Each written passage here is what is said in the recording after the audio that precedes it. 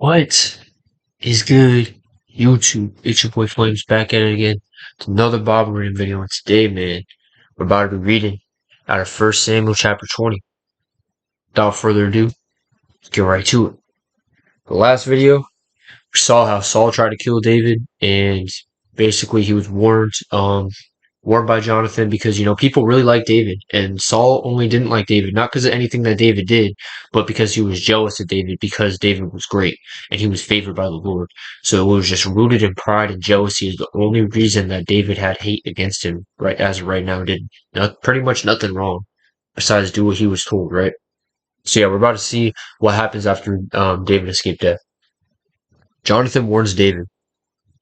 Then David fled from Naioth in Ramah and came and said before Jonathan, What have I done? What is my guilt? And what is my sin before your father, that he seeks my life?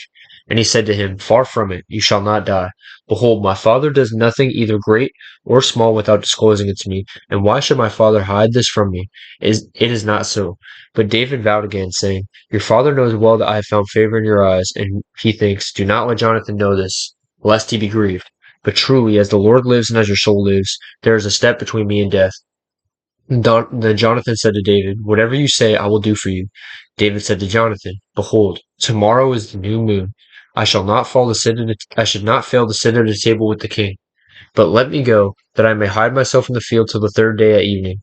If your father misses me at all, then say, David earnestly asked me David earnestly asked leave of me to run to Bethlehem in his city, for there is a yearly sacrifice there for all the clan. If he says, Good, it will be well with your servant, but if he is angry, then know that harm is determined by him. Therefore deal kindly with your servant, for you have brought your servant into a covenant of the Lord with you. But if there is guilt in me, kill me yourself, for why should you bring me to your father? And Jonathan said, Far be it from you. If I knew that it was determined by my father that harm should come to you, would I not tell you? Then David said to Jonathan, Who will tell me if your father answered you roughly? And Jonathan said to David, Come, let us go out into the field. So he's saying, based on his response, you'll know his true intentions, which I think the true intentions are pretty clear already. I don't know. But I guess David is just giving him the benefit of the doubt. And Jonathan said to David, The Lord God of Israel be witness, when I have sounded out my father about this time tomorrow, or the third day, behold, if he is well disposed toward David, shall I not then send and disclose it to you? But should it please my father to do you harm, the Lord do so to Jonathan, and more also if I do not disclose it to you and send you away, that you may go in safety. So I guess this is just like the final, okay, if he messes this up, we'll just final confirmation. We got to get you out of here. Um, If I am still alive, show me the steadfast love of the Lord, that I may not die. Do not cut off your steadfast love from my house forever. Oh wait, hold on. Sorry, I think I've skipped. Um, okay. May the Lord be with you as he has been with my father. If I am still alive, show me the steadfast love of the Lord, that I may not die. And do not cut off your steadfast love from my house forever, when the Lord cuts off every one of the enemies of David from the face of the earth. And Jonathan made a covenant with the house of David, saying, May the Lord take vengeance on David's enemies. And Jonathan made David swear again by his love for him, for he loved him as he loved his own soul. So they were just, now, soul ties isn't just people you sleep with, right? If you have a really, really close friend, y'all are like best friends, you'll have a special connection. You ever have like a good friend and y'all peep something or like something happens and you just look at each other and you just, like, their relationship seemed to be on that to the extreme. Then Jonathan said to him, Tomorrow is a new moon, and you will be missed, because your seat will be empty. On the third day go down quickly to the place where you hid yourself, when the matter was in hand, and remain beside the stone heap, and I will shoot 3 arrows to the side of it, as though I shot at a mark.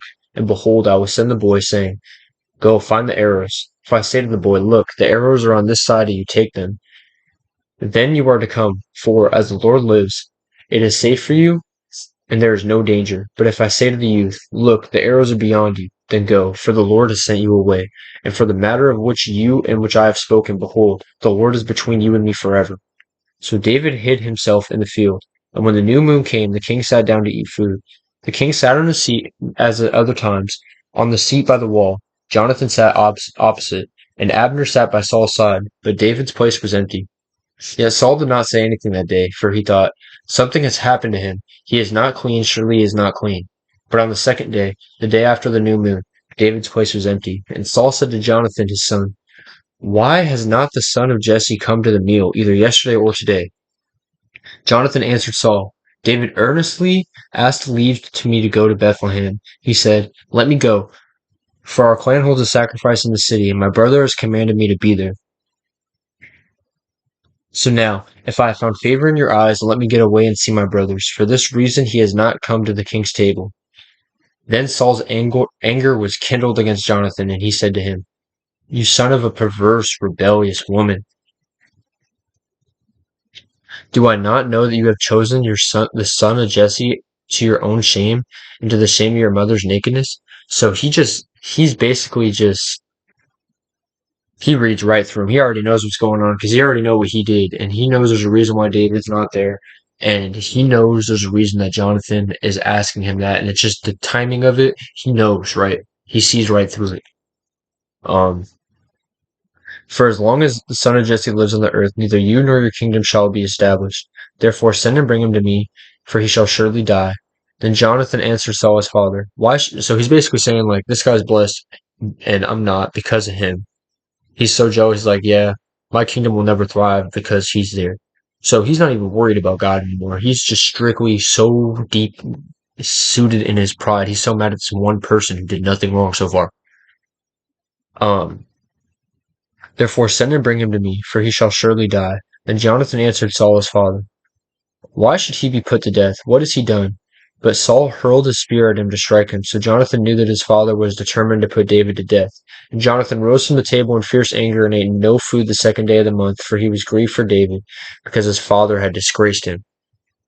In the morning Jonathan went out into the field in the appointment with David, and with him a little boy. And he said to this boy, "Run and find the arrows that I shoot." As the boy ran, he shot an arrow beyond him. And when the boy came to the place of the arrow that Jonathan had shot, Jonathan called after the boy and said, "Is not the arrow beyond you?" And Jonathan called after the boy, "Hurry, be quick, do not stay." So Jonathan's boy gathered up the arrows and came to his master. But the boy knew nothing, only Jonathan and David knew the matter. And Jonathan gave his weapons to the boy and said to him, "Go carry them into the city." As soon as the boy had gone, David had rose from behind the stone heap and fell on his face to the ground and bowed 3 times. And they kissed one another and wept with one another. Not like made out kiss, like it was just like a greeting back then. Like people used to greet each other by kissing on the cheek, and it wasn't weird like it would be right now or in our culture.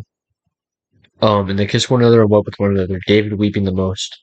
Then Jonathan said to David, "Go in peace, because we have sworn both of us in the name of the Lord, saying, 'The Lord shall be between me and you, between my offspring and your offspring forever.'" And he rose and departed, and Jonathan went to the city. So he's saying because of how Saul acted, and because of how Saul is acting, like their families are destined to kind of just be apart from each other, to not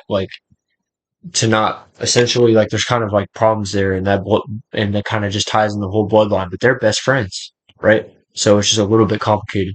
um but yeah, that'll be it for this chapter. I appreciate y'all for watching. Thank y'all so much for your continued support. I love you guys so much, and I'm gonna catch y'all tomorrow. Peace.